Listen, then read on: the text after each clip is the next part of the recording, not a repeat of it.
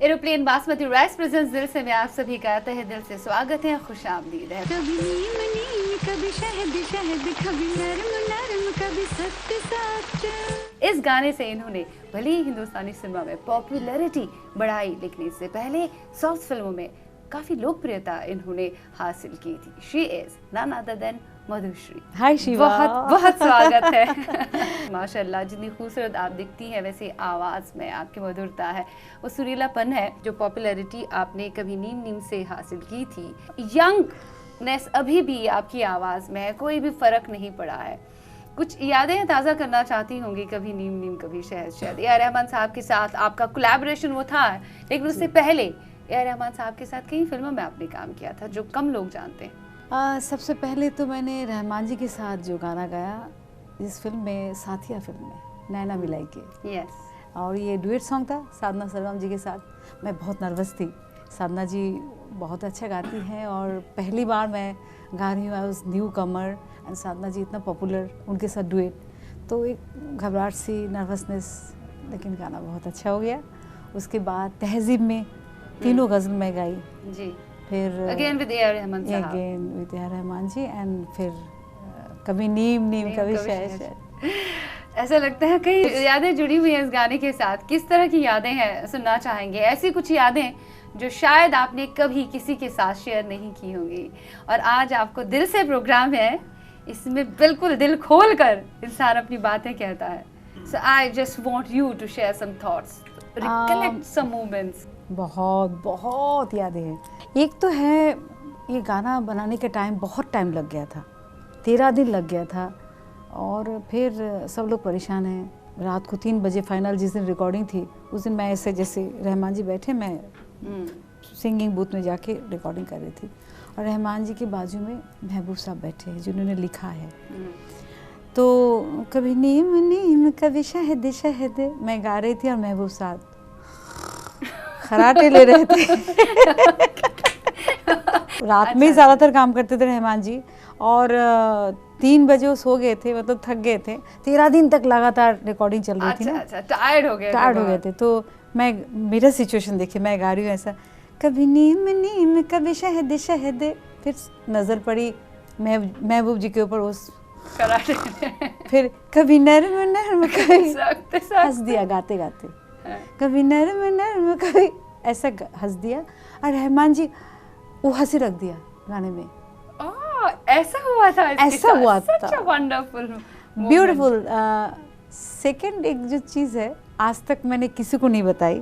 एक प्रोग्राम करने गई थी, ये जब गाना हिट हो गया था, सुपर हिट। ये प्रोग्राम के बाद एक ओल्ड आदमी मेरे पास आए, कहा बेटा क्या आवाज़ है तेरी, बहुत अच्छा गाती है तू, ये गाने से तो तुझे नेशनल अवार्ड, राष्ट्रीय सम्मान मिलना चाहिए था, लेकिन तुझे इसलिए नहीं मिला, तूने गलती की।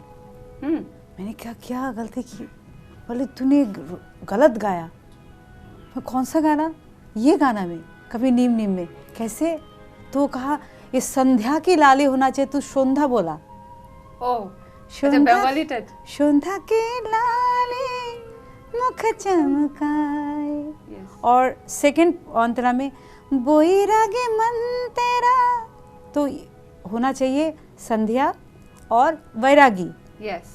तो मैंने कहा मैं तो शोंधा और वैरागी ही गाया जानबूझ के। कहा क्यों, तुम बंगाली इसलिए गाया? मैंने कहा नहीं नहीं, रानी मुखर्जी का जो कैरेक्टर है इस फिल्म में वो बंगाली है, और जानबूझ के इसको ये शब्द रखा गया है। वो कहा अच्छा, तो ये बात है। ये मैं वही सोच रही थी, जो लड़की इतना अच्छा हिंदी गाना गा रही है, बीच में बंगाली कैसे आ गया?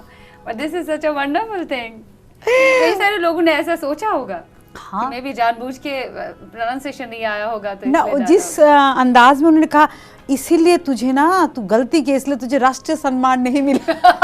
अच्छा, वो सोच रहे होंगे राष्ट्र सम्मान तो मिलना चाहिए, कौन सी गलती निकालूं जिसकी वजह से। तो मैंने खूब हंसा, खूब, मतलब दैट वाज एक वंडरफुल मोमेंट फॉर मी। और भी तो कई सारी यादें होंगी, जैसे ए आर रहमान साहब के साथ आपने साउथ फिल्म में तो खूब की। अगर हम देखें तो शंकर एहसान लॉय के साथ, शांतनु मल्होत्रा के साथ आपने काम किया है, एम ग्रीन के साथ, लेकिन बहुत कम। मेजर काम जो आपका रहा है, चाहे वो हिंदी का हो या साउथ फिल्मों का हो, that is with A R Rahman साहब, जो कि बहुत बड़ी उपलब्धि होती है एक सिंगर के लिए। हर एक की ख्वाहिश रहती है एक ऐसा म्यूज़िक कंपोज़र मुझे मिले जो एक एक पहलू म्यूजिक का बखूबी जानता हो और आपके अंदर भी कुछ ऐसी चीजें डाले कि बस चार चांद लग जाए। You have been very blessed I guess. Yes of course. और जो प्लेबैक सिंगिंग जिसको कहते हैं वो मैं रहमान जी के पास ही सीखी। उससे पहले मैं क्लासिकल सिंगर थी, बॉम्बे आई थी, जैसे सब सिंगर आते हैं, लक जो है ट्राई करने के लिए आई थी। और उस वक्त मुझे फर्स्ट फिल्म मुझे मिला मोक्ष फिल्म में, राजेश रोशन जी ने चांस दिया था। उसके बाद शंकर एहसान लॉय के लिए गाया, लेकिन उस टाइम में प्लेबैक सिंगिंग क्या है मुझे मालूम नहीं था, क्योंकि बचपन से मैं हमेशा क्लासिकल सुना, ठुमरी सुना, लेकिन लता जी आशा जी को इतना नहीं सुना जो प्लेबैक जो आजकल सब सुनते हैं सिंगर्स, जब सुन के आके बड़े हो गए हाँ, हैं। वो नहीं किया। लेकिन रहमान जी के साथ जब मैंने काम किया तो एक ही गाने के वो 10 दिन 12 दिन लगा देते थे, और वो ट्रेनिंग होता था मेरा एक तरह से। एक गाने के लिए 10 दिन रुक गई तो आज ये लाइन ठीक नहीं हुआ, ये करो, करते करते करते फीलिंग्स और एक्सप्रेशन और गाने के जो गायकी प्लेबैक के लिए क्या चाहिए एक्चुअली वहाँ पर मैंने सीखा। और मैं आई एम ब्लेस्ड कि करीब 25 फिल्म में मैंने रहमान जी के लिए गाना गाया। 25 फिल्म्स बहुत होते हैं। और दूसरी बात ये है कि लगातार 10-12 साल मैंने काम किया उनके साथ। तो ये तो बहुत अच्छी बात होती है एक सिंगर के लिए, और उनकी हर एक चीज़ से आप वाकिफ़ होंगी। आपने अपने अंदर भी वही चीज़ें डाली होंगी। फॉर एग्जाम्पल आपका एक रूटीन लाइफ थी जो अलग तरीके की थी, इस टाइम उठना, इस टाइम जागना और इस टाइम खाना खाना। अब रहमान साहब के साथ आप हमेशा लगातार रहे हैं, आपके गुरु रहे वो, तो अब थोड़ा सा तो परिवर्तन आता ही है ना। उनका ये है सूफी टच बहुत ज़्यादा है उनकी गायकी में दिखता है, और वो स्पिरिचुअल बहुत है, स्पिरिचुअलिटी उनके अंदर है। आपके अंदर भी वो सब आ गया, और कौन सी चीज़ें रहमान साहब की आपके अंदर समा गई? आपको देखकर लगता है कि रहमान साहब का यहाँ पे भूत सामने है। कुछ चीज़ें, कुछ बहुत अच्छी चीज़ तो मेरे अंदर आ गई है कि रहमान जी किसी को क्रिटिसाइज नहीं करते थे। अपने में रहो, अपने काम करो। गॉसिप, क्रिटिसाइज, इस सब में बिलीव नहीं करते हैं। हमेशा मतलब एक बहुत कुछ सीखने को मिलता है वहाँ पर जाने से। सेकेंड थिंग इज स्पिरिचुअलिज्म जो आपने कहा है, पूजा ही तो है।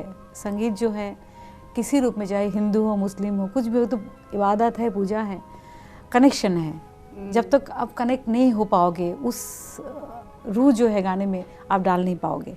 तो ये बहुत सीखा मैंने वहाँ पर। जैसा कि मंदिर ही है वहाँ पर, हम जब जाते थे तो एक ऐसे भावना आता था, सब बहुत ही अच्छा, very good vibration.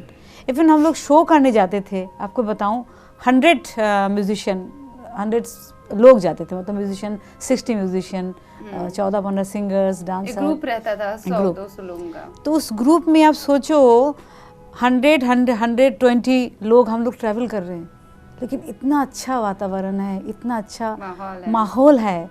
That is like कुछ ना कहो बस इसी वातावरण में खो जाओ, मतलब और कुछ नहीं, मतलब that is I am missing that part. बहुत अच्छा है। शोज़ किया मैंने रहमान जी के साथ, 6 साल मैंने शो किया all over in the world. 1-2 country छोड़ के सभी जगह में किया। बहुत अच्छा एक्सपीरियंस मिला। मेरा शो जो है फर्स्ट इंडिया में जो शो है रहमान जी के साथ शो है जी।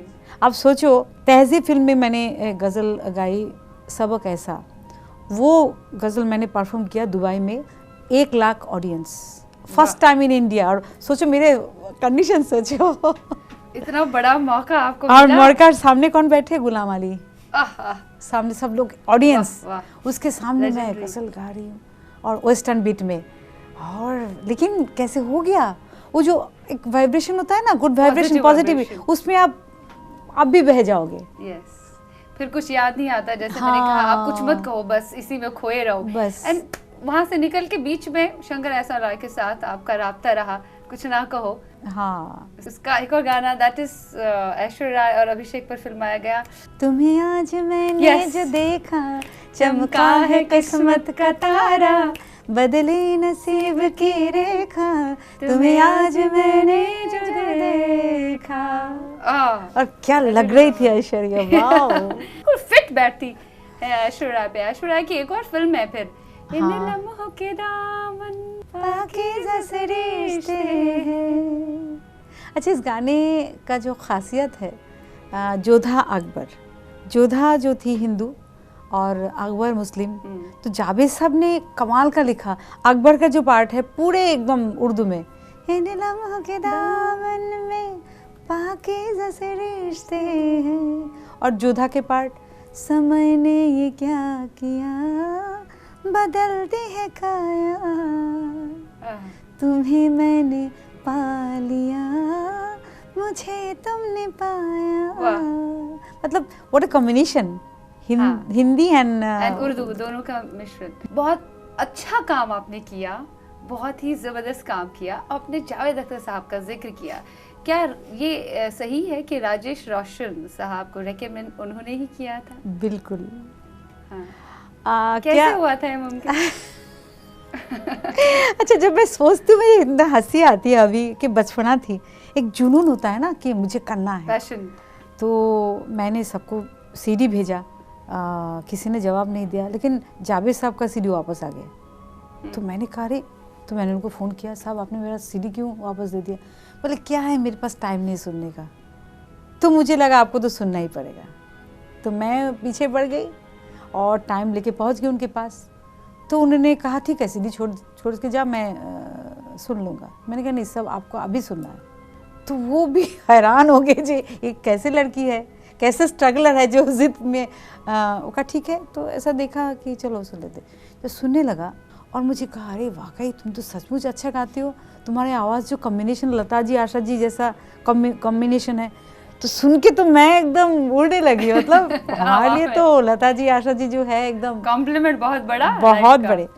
तो फिर उन्होंने मुझे एक हफ्ते बाद फ़ोन किया, मधुश्री जावेद अख्तर। मैं एकदम से खुशी से पागल हो गई। कहा तुम्हें जो सीडी उस दिन सुनाया, तुम्हें काम करो लेके राजेश रोशन जी के पास चले जाओ, उनको अच्छा लगे, शायद तुम्हें चांस मिल जाए।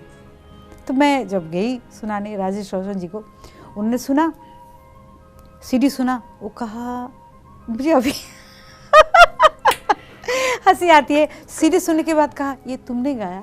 तो मैंने कहा हाँ सर। बोला अच्छा ठीक है, एक काम करो, मुझे यही गाना अभी खाली आवाज़ में सुनाओ। ओह, ऑडिशन देना पड़ा? ऑडिशन देना पड़ा। तो सुना, कहा हाँ ठीक है, मैं कोशिश करूँगा, प्रॉमिस तो नहीं करता क्योंकि अलका जी भी है नहीं, तो एक चांस ले सकते। तो चांस लिया उन्होंने, उनको अच्छा लगा, that was my first song. हाँ, तो ब्यूटीफुल। मोहब्बत जिंदगी है तो हर खुशी है, मोहब्बत जिंदगी है।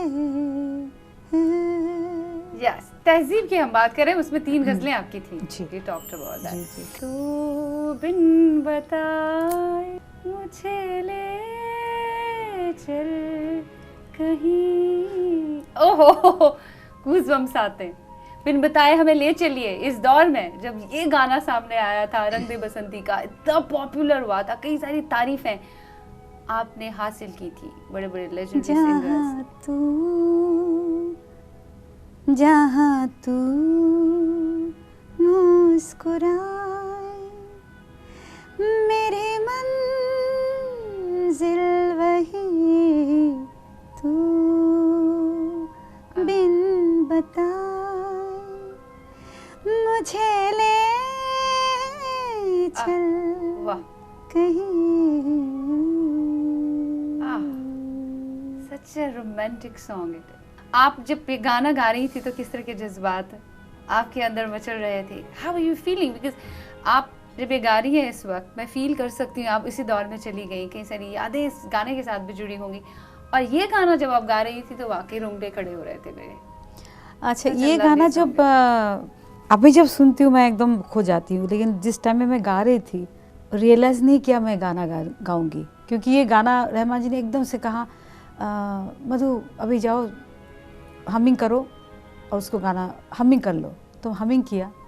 देन राकेश मेहरा जी जो उन्होंने रंग दे बसंती फिल्म बनाए, उन्होंने कहा आई लाइक दैट ट्यून, इसमें कुछ इस फिल्म के लिए मुझे गाना चाहिए।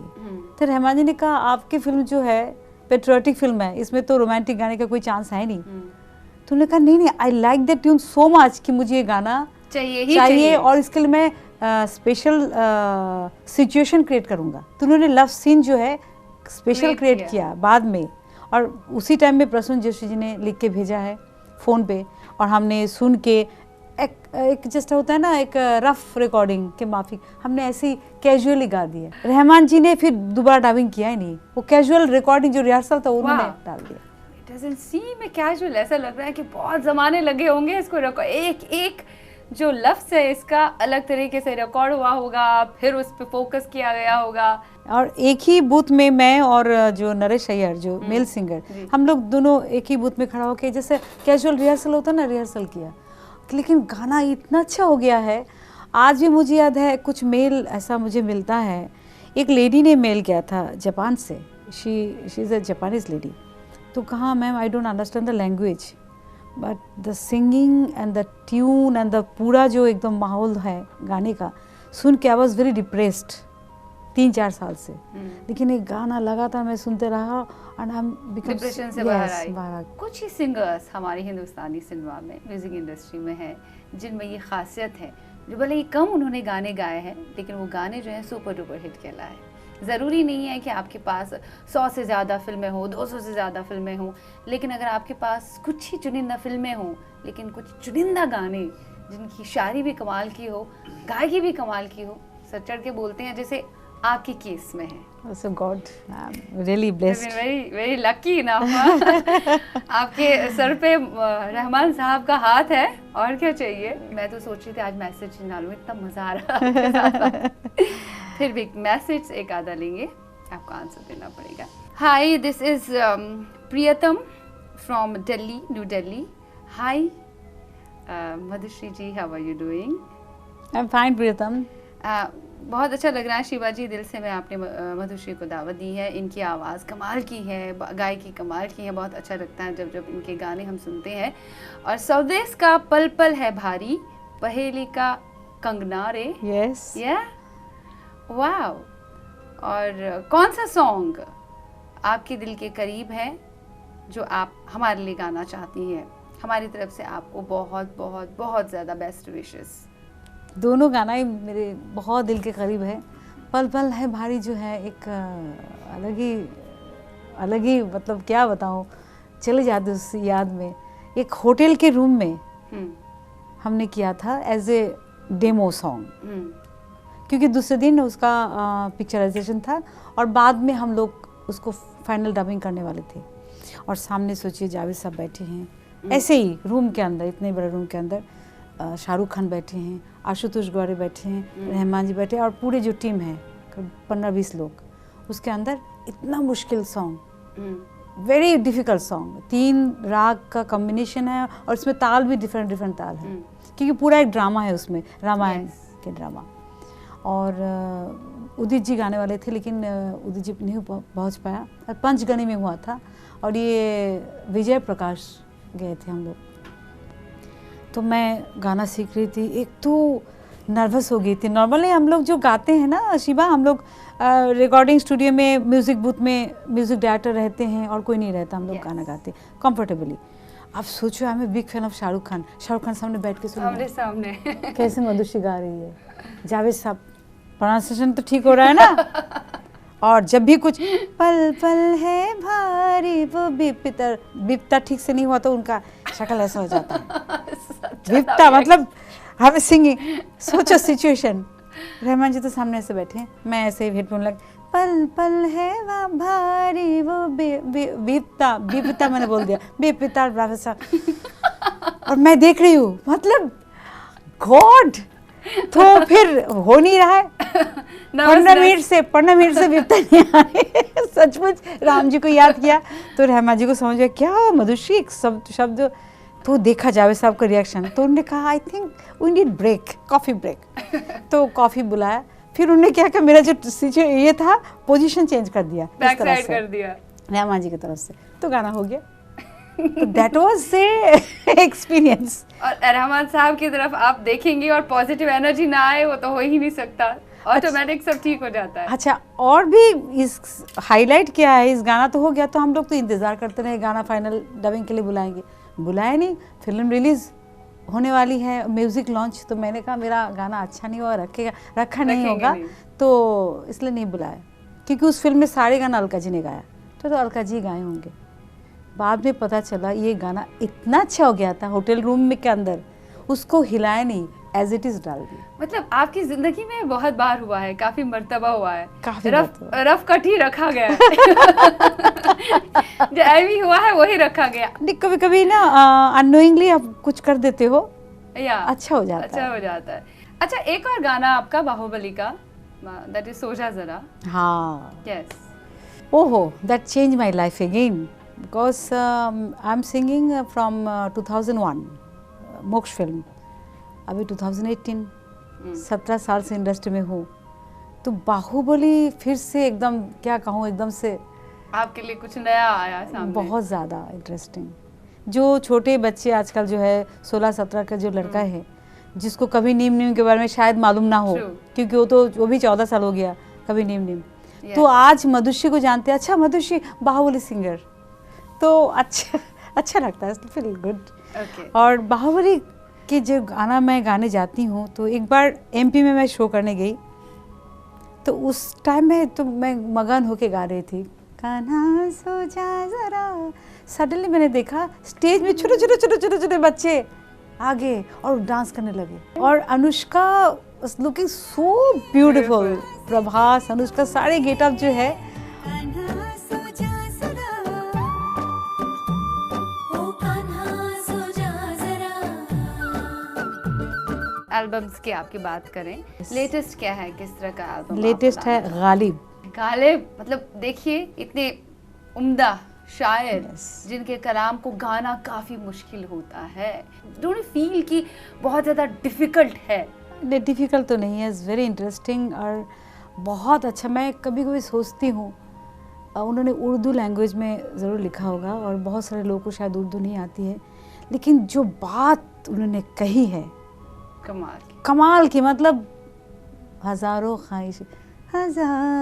ख्वाहिशें ऐसी कि हर ख्वाहिश पे दम निकले, बहुत निकले मेरे अरमान, लेकिन फिर भी कम निकले, हजारों ख्वाहिशें ऐसी क्या बात। कि हर ख्वाहिश पे दम निकले। गालिब साहब ने सदियों पहले ये बात कही थी अपनी शायरी में, आजकल के दौर में सेम बात है। बहुत कितनी भी जनरेशन आगे आ जाएंगी, हाँ। बात तो सेम रहेगी, Same. ख्याल सेम रहेगा, जज्बात सेम रहेंगे, और गायकी बदलेगी, नए नए सिंगर्स आएंगे। कई लोगों ने उन्हें ट्राई किया, आप कर रही हैं कोशिश। आई होप कि बहुत मज़ा आ जाए और आपकी ये गायकी कमाल कर जाए। मज़ा गालिब आएगा, साहब। क्योंकि मुझे जब खुद इतना मज़ा आ रहा है, तो आप सबको बहुत मज़ा आएगा। और मैं पूरी जान लगा रही हूँ इसमें।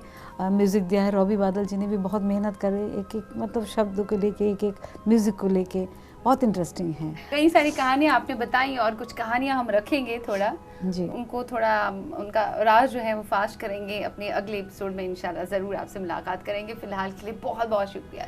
बहुत, it was really amazing with you, and you are beautiful, and बहुत अच्छा आपने। मैं तो सिंगर हूँ, मुझे बात करना इतना अच्छा नहीं आता, लेकिन आपने मुझे करवा लिया।